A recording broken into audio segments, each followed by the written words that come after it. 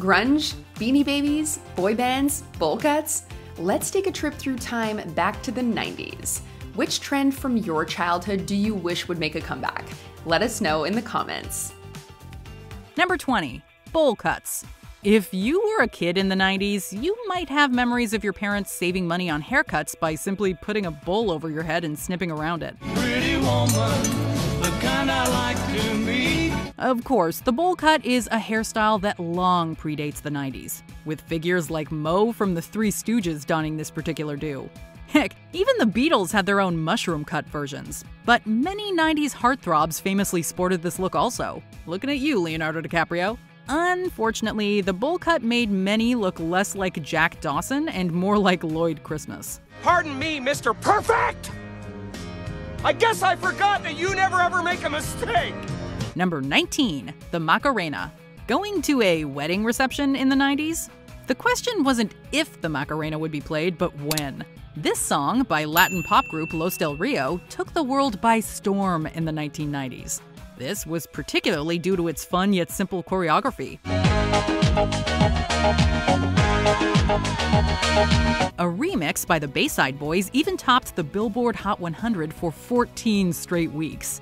The tune got so big that the 1996 Democratic National Convention even had political figures doing the famous dance. They all want me, they can't have me, so they all come and dance beside me. While the song's popularity understandably declined in later decades, any dance floor with the Macarena playing is definitely one we want to be on.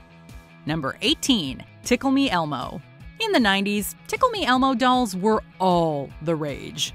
Unfortunately, we mean that literally. This may very well be the last Tickle Me Elmo to be found in the Bay Area, but he's already sold, and when we brought him out into the store, we caused a near riot. This shaking and giggling doll, based on the beloved Sesame Street character, was such a hot commodity that violence broke out among many shoppers desperate to get their hands on one. We can't tickle Elmo no more. Coochie coochie coo. No means no for Elmo. Ow. Some sought it out so they could resell it at a huge markup. 1 million Tickle Me Elmo dolls were sold in 1996 alone. One can hope they made millions of 90s kids very happy. At least, that's how Elmo would have wanted it. Number 17. Raunchy comedies. Some of the most beloved comedies in the 90s were not only high-grossing, but, well, highly gross. Movies like There's Something About Mary, American Pie, and the Austin Powers films pushed the boundaries of good taste farther and farther. It got weird, didn't it? Yeah. I knew it. Many of the infamously raunchy moments led to word-of-mouth buzz, making the movies in question must-watch flicks. While we can't describe these scenes in detail, just know that they succeeded in making us laugh while subsequently making us gag. Let's just say it took us a while to look at an apple pie the same way again. Well, we'll just tell your mother that we ate it all. Number 16. Cartoons. Television cartoons have obviously been around since the advent of the telecommunications medium, but the 90s gave us something truly special when it came to animated programming. Shows like Doug, Rugrats, The Ren and Stimpy Show, and Ed, Edd and Eddy are just a few examples of exemplary cartoon shows from the decade. Hey, Double D! What took you so long? Oh, hello, Eddie. So what are you doing? Of course, we'd be remiss if we didn't mention Disney's afternoon offerings such as DuckTales and Goof Troop. And let's not forget that The Simpsons was arguably at its best in the 90s, and that SpongeBob SquarePants began just as the decade was ending. Now, if you'll excuse us, we have some rewatching to do. I'm ready! I'm ready, I'm ready, I'm ready, I'm ready, I'm ready, I'm ready. Number 15. Overalls. Overalls were originally designed for laborers such as farmers to keep their clothes clean while working. But in the 1990s, they could be seen on fashionistas as well as farmers. In fact, all you needed to hit the town were a pair of overalls, some sunglasses, and cute shoes.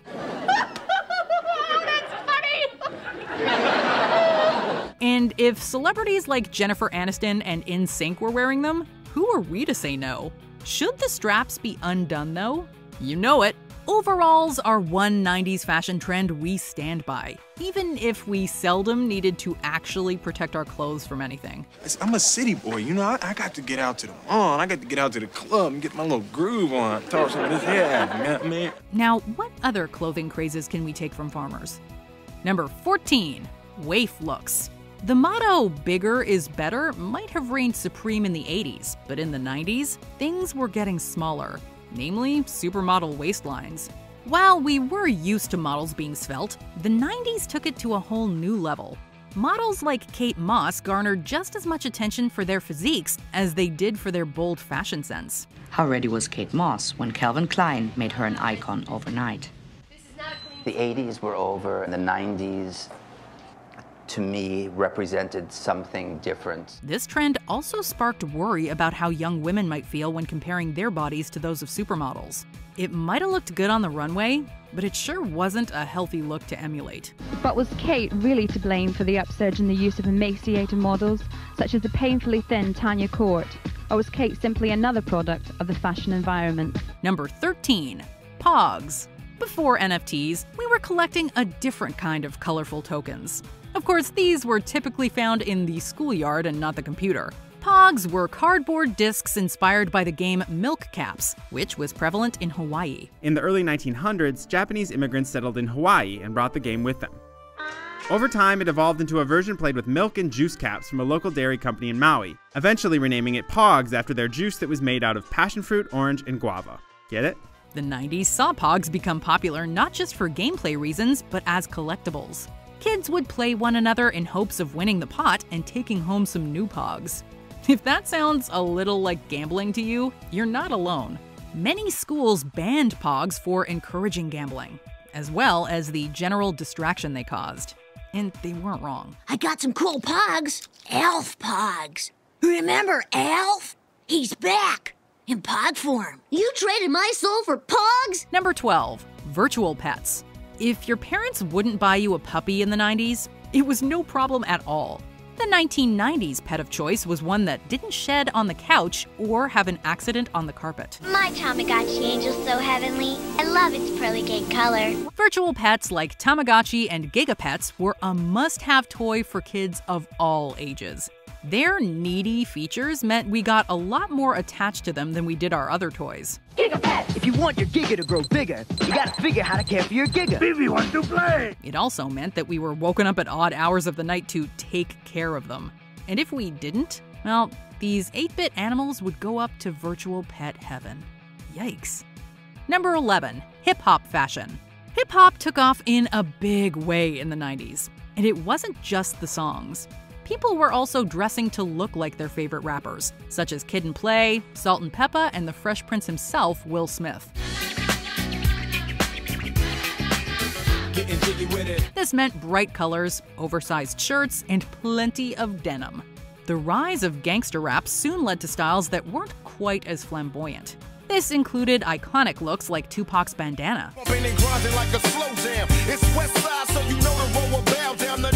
Plus, who can forget all the amazing jewelry?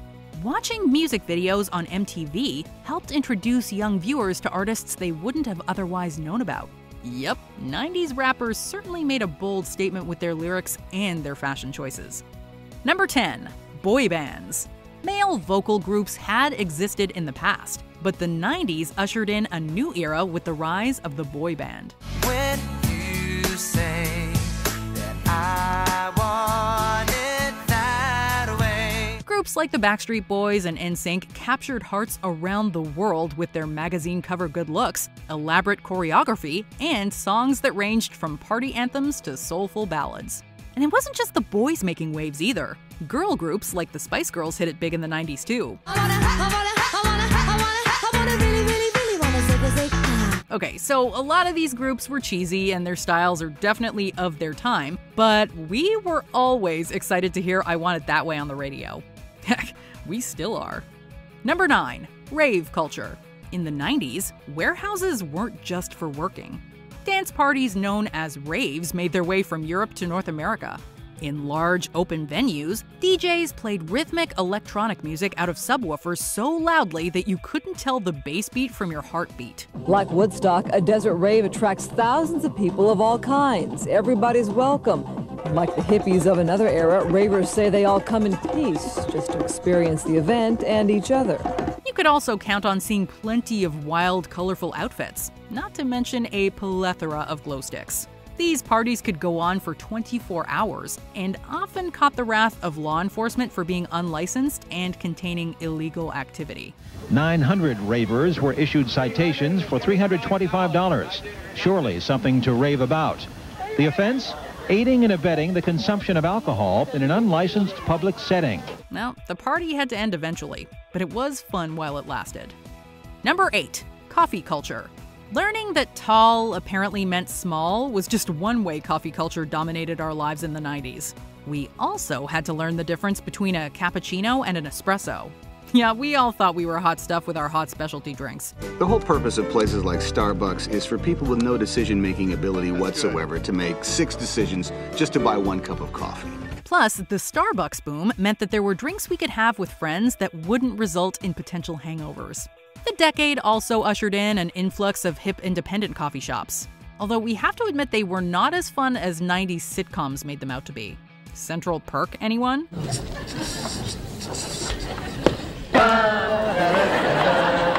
Number 7. Teen television. We'll never forget hanging out with all our amazing friends in the 90s.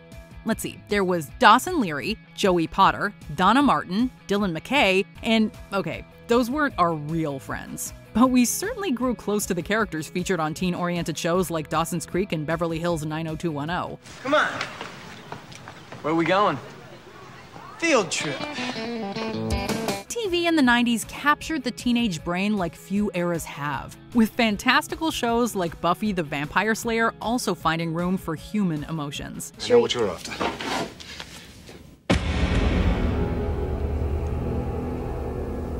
That's not what I'm looking for. Are you sure? I'm way sure. My mistake. The actors on these shows might have looked a lot older than us, because they were, but we would have done anything to hang out with them. Number 6. The Rachel. Friends may have aired once a week, but we were constantly reminded of its existence. Case in point, the popularity of the Rachel, a layered shoulder-length cut worn by Jennifer Aniston on the show towards the end of the first season. Okay, that's fine. The 90s saw an estimated 11 million women get this cut. Although the Rachel was popular for its beauty and versatility, there was one person who wasn't particularly fond of it: Jennifer Aniston. The Emmy winner found maintaining it to be a major hassle. I don't know how to make it look like that. I just, so yeah. That must have been hell. It was a little bit. It was just, I wouldn't say hell, because there are worse things than that. Fortunately for Aniston, she got to wear other hairstyles on the show. As for Friends, we think it ended up doing okay. Number 5. Beanie Babies. How do you turn something as common as a stuffed animal into the hottest new trend? Answer: fill it with tiny pellets and give it a birthday. It is so great that you always include the Beanies' birthdays. Thank you. Children want to know when their toy was born. Beanie Babies were one of those 90s sensations you could only understand if you were around at the time. If you wanted one, you had to act fast, because some designs didn't last long. Of course, you might find the sold-out Beanie Baby you wanted on eBay. For thousands of dollars, that is. Many saw them less as toys and more as an investment opportunity. On eBay, the average selling price was about $35 per Beanie Baby, which isn't much, but it was 7 times the retail price. So, people were buying these as an investment. It's really, really hard to imagine now. While undoubtedly cute, Beanie Babies eventually saw their bubble burst. We all knew one thing, though: you should never cut off the tag. Number 4. Extreme sports. Rebellion and athletics don't always go hand in hand. The 90s, however, had no problem combining the two into one thrilling category: extreme sports. Are you kidding me? The popularity of adrenaline-pumping sports like skateboarding, snowboarding, and BMX biking suddenly made baseball and football look a lot less cool. This was also a new era of athletic heroes, like skateboarder Tony Hawk and surfer Kelly Slater. The way he's doing battle, the way he's beating on him, and then he makes a huge... But while they made it look easy, success in these sports requires hours upon hours of practice. We might have dreamed of making it to the X Games, but we were just as happy goofing around at the skate park with our friends. Number 3. WWF. Another kind of intense athletic showcase that dominated the 90s was pro wrestling, specifically the action found in the World Wrestling Federation, or WWF.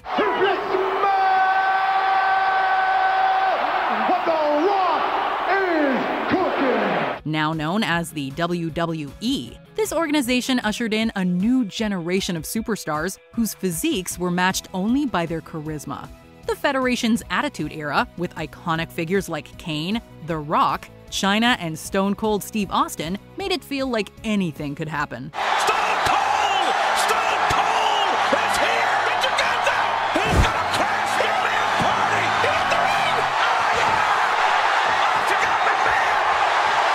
And by turning the tide on a bitter war with rival group WCW, the WWF ended the decade as the premier place for hard-hitting entertainment. Number 2. HighTech Communications. They may seem antiquated in this age of smartphones and wireless internet, but in the 90s, technology the likes of beepers felt revolutionary. The idea of getting in touch with someone while out and about was incredible. A clunky cell phone was definitely preferable to waiting for a turn at the payphone. I totally choked. My father is gonna go ballistic on me. Mr. Hall was way harsh. He gave me a C-. Well, he gave me a C, which drags down my entire average. Bye. I'll call you, okay? Yeah. While the internet is arguably bigger than it's ever been, the 90s was the first time many got on the World Wide Web. The wonders of chat rooms and other online spaces fill us with a special kind of nostalgia. A new way to use your computer to communicate, have fun, and get instant news and information. Technology is always improving, of course, but the 90s saw it reach an exciting new peak. Number 1. Grunge. The 80s were a decade of flash and excess, especially with regard to music and fashion. So it's only fitting that the 90s went in the opposite direction. None of this hairspray. We're gonna wear flannel. We're gonna talk about our feelings, but we're still gonna rock, and we're still gonna get laid. Grunge was a trend defined by not being trendy, at least in theory. Denizens of this subculture, which took root in the Pacific Northwest, wore clothes off the thrift store rack, not the runway. Put on a flannel shirt and go a few days without shaving, and you were the coolest person on your block. And of course, there wouldn't be grunge without bands like Stone Temple Pilots, Soundgarden, and Nirvana.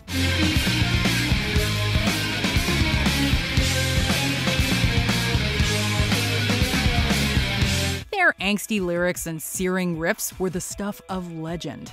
We're not wearing nearly as much flannel these days, but we will always have a soft spot for grunge. Did you enjoy this video? Check out these other clips from WatchMojo, and be sure to subscribe and ring the bell to be notified about our latest videos.